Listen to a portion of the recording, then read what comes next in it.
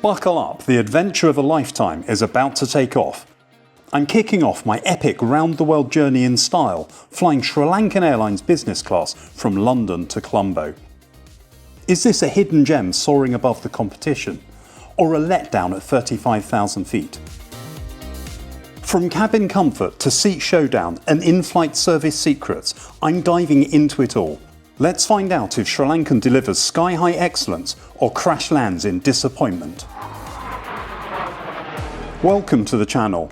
With over 20 years of business class flying and more than 1 million miles in the air, I've seen it all at 35,000 feet.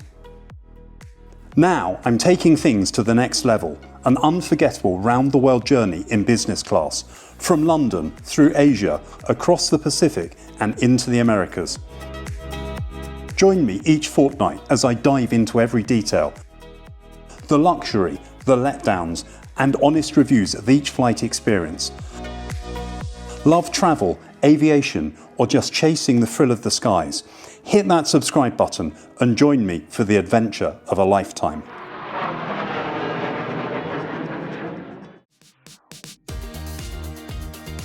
My journey started at London Heathrow Airport Terminal 3 with an overnight SriLankan Airlines Business Class flight to Colombo. This was the first of 9 flights on this trip with 5 separate airlines. SriLankan's check-in desks were situated in Zone B. This was separate from other oneworld alliance partners whose check-in desks were in Zones C to E. There were dedicated business class check-in desks with a short queue of a couple of minutes. The unused self-check-in terminals made the space feel tight and clustered. The baggage allowance was 40 kilograms of checked baggage with maximum dimensions of 62 inches. That's the height plus length plus width of the case. It didn't feel like a particularly generous allowance when most other airlines allow 2 checked bags in business class weighing up to 32 kilograms each. The bags were tagged as priority, which did have some effect on arrival. SriLankan Airlines operates a daily service between London and Colombo. They are the only airline to operate the route year-round. From check-in, you went up escalators to security. Fast-track security was available for business class passengers. Firstly, it was a walk past the Virgin Atlantic check-in area to head to the escalators. Upstairs, fast-track security was beyond the main security channel, which was busy. Fast-track security was quick, with modern scanners, so no need to remove anything from hand luggage. An advantage of the fast-track security channel was that you exited directly into the main terminal lounge, bypassing the myriad of duty-free shopping. At check-in, I was given an invitation to use the British Airways Galleries lounge. But as Terminal 3 is home to most oneworld airlines, there was plenty of choice, with Cathay Pacific, Qantas and American Airlines lounges also available.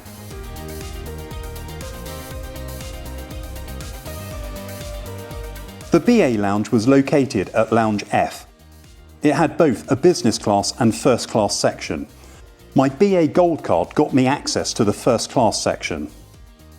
When I arrived, the lounge was deserted. A full bar service was available, but there was also a champagne station to help yourself. Rosé champagne in hand, I settled by a window seat. A buffet selection was available, with cheese and soup, cakes and juice, and hot and cold main dishes. I had a plate of lamb curry with potatoes and veg, which was pretty tasty. There was also a QR code to order from a small menu of individual dishes. This included a burger and fries, which I'm told was also very good. The cheese selection was limited, but okay. From the window, I was able to see my inbound flight taxi from landing to the gate. The lounge remained fairly empty throughout my visit. There were only 9 oneworld flights left that evening, only 3 of which were BA. The flight was due to start boarding, so I headed to the gate. It was gate 29, which was about a 5-minute walk away. On the way, I noticed the displays said the flight was now boarding. If you're enjoying the review, please do give it a thumbs up.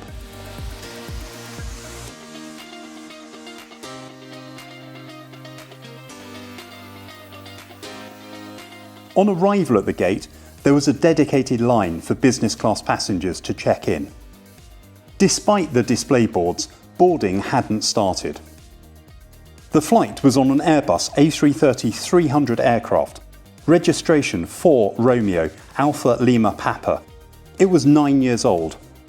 In the previous week, the aircraft had flown between Colombo and Frankfurt, Colombo and Paris, and several trips between Colombo and Melbourne. After a short while, there was an announcement that boarding was delayed because the crew were held up in secondary security searches. Boarding finally started about 30 minutes later, when the aircraft should have been pushing back from the gate. Business class passengers were called forward first.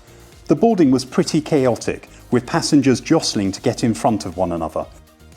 This led to a bit of a queue on the air bridge behind those needing assistance. Business class was in the front cabin of the aircraft. There were 28 seats in a 1-2-1 configuration. I was towards the rear of the cabin in seat 6A. All seats had direct aisle access, with those at the windows pointing forward towards the windows.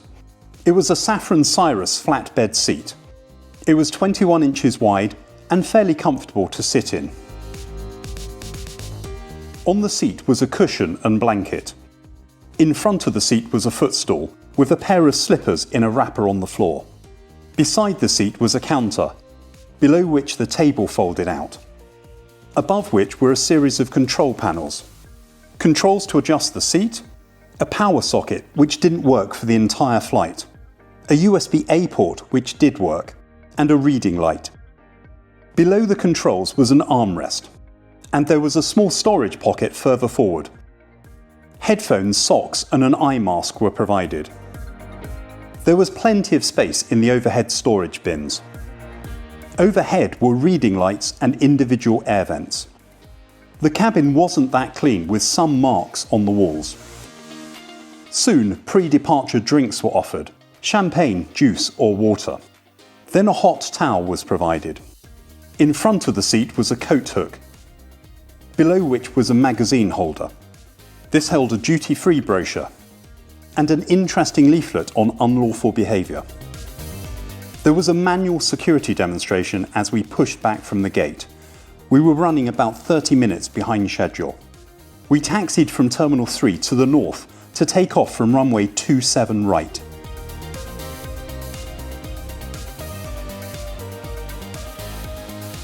The aircraft arrived at the runway at 9:58 p.m. As we take off, it's time to welcome the first members to the Doors to Automatic cabin crew. Just £4 per month gives you early access to reviews and other behind-the-scenes content.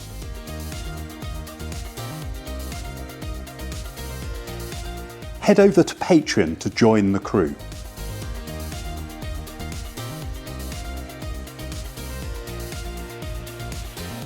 The flight from London routed over Europe, across Turkey, then flying south of the Zagros Mountains to avoid Iranian airspace before crossing the Arabian Sea and the southern tip of India. The flight was scheduled to be 10 hours 45 minutes. An armrest could be raised on the aisle side of the seat. Over-ear headphones were provided for the entertainment system.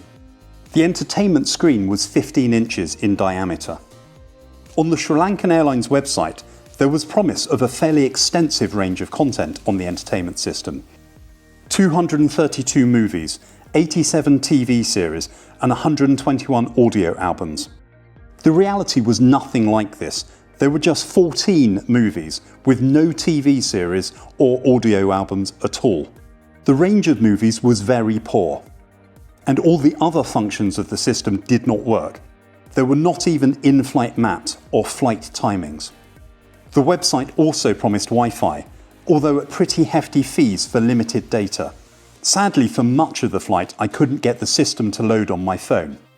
When it did finally load, we were almost over Indian airspace, where the system would be unavailable. The meal service started soon after takeoff. Orders had been taken prior to departure. On the menu was a choice of 2 starters, 4 main courses, cheese and 2 desserts. The table folded out from below the counter.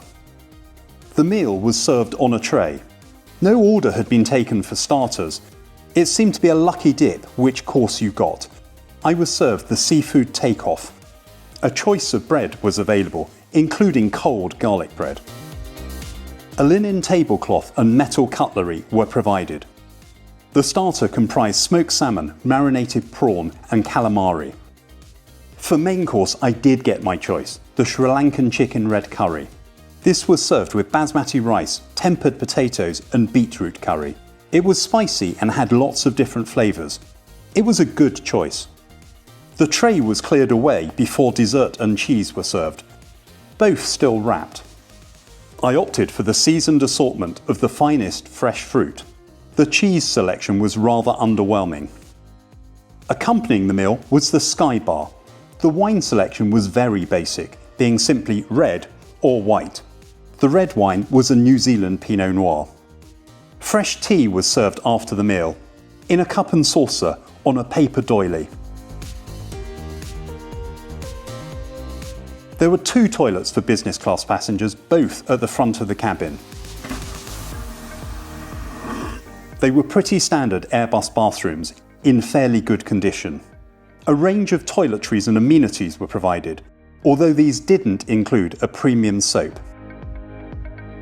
Back in the cabin, the seat reclined to form a bed. It wasn't that comfortable, with the middle around your hips feeling higher than the head or foot. The footwell was also fairly constrained. The blanket was very thin, and the seat was very exposed to the aisle with no door or screen. Whilst I was asleep, an amenity kit was handed out. An eye mask was on the seat before takeoff. It was fairly good quality, but the accompanying socks were not. The amenity kit came with a dental kit of toothbrush and toothpaste. In the kit was hand cream, lip balm, tissues, earplugs and a hairbrush.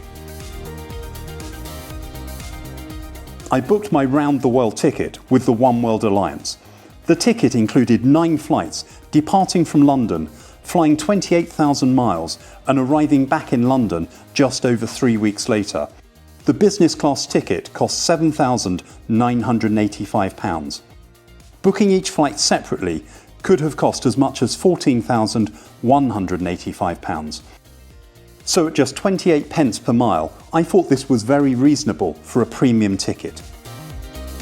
In the morning, fresh fruit juice was offered before the breakfast service began. There was a choice of 4 main courses. Orders had been taken prior to takeoff. Breakfast was served on a tray. Again, a linen napkin and metal cutlery were provided, alongside some toothpicks. The meal comprised yoghurt, more seasonal assortment of the finest fresh fruit, and a croissant with jam. I chose the mixed grill as my main course. It was good. Again, a cup of tea was offered. The tea was perfectly infused and not over-stewed, as can be the case on airlines. Overall, I thought the breakfast was pretty solid. Soon we were preparing to land in Colombo. We came into land on runway 22 and taxied to a remote stand near the terminal building. We were then bussed to immigration. The bus was all seated, business class only, and very comfortable. We arrived 30 minutes late, having not made up any time in flight. So how did I rate the flight overall? The check-in experience was efficient, although there wasn't much space around the check-in desks at Terminal 3, and the baggage allowance was low by business class standards. Fast-track security was swift, with easy access directly into the departure lounge. The BA lounge was very good, in part because it was so empty that it provided a quiet, relaxing atmosphere. Boarding was a shambles. Firstly, the displays saying the plane was boarding when it wasn't. In fact, there was about a 30-minute wait at the gate before boarding started. On board, the cabin and seat were in good condition, although cabin cleanliness could have been better with marks on the cabin walls. The food was okay, but didn't really live up to the expectations, particularly with no choice of starter and the cheese plate arriving wrapped in a metre of cling film. The service was functional, not particularly friendly, and didn't really stand out from other airlines. The amenities were good, it's just a shame the amenity kit, with earplugs, wasn't handed out until most people had gone to sleep. The entertainment system and Wi-Fi were a complete letdown. The website promised an extensive range of content, but on board there were only 14 movies to choose from, and no sky maps to track the flight. This was no hidden gem delivering sky-high excellence. Other oneworld partners must be better. Next time, will the experience be any better on a shorter route, or will there be surprises in store? Don't miss my next episode as I put SriLankan Airlines regional business class to the test. Will it be better than European business class? See you on board.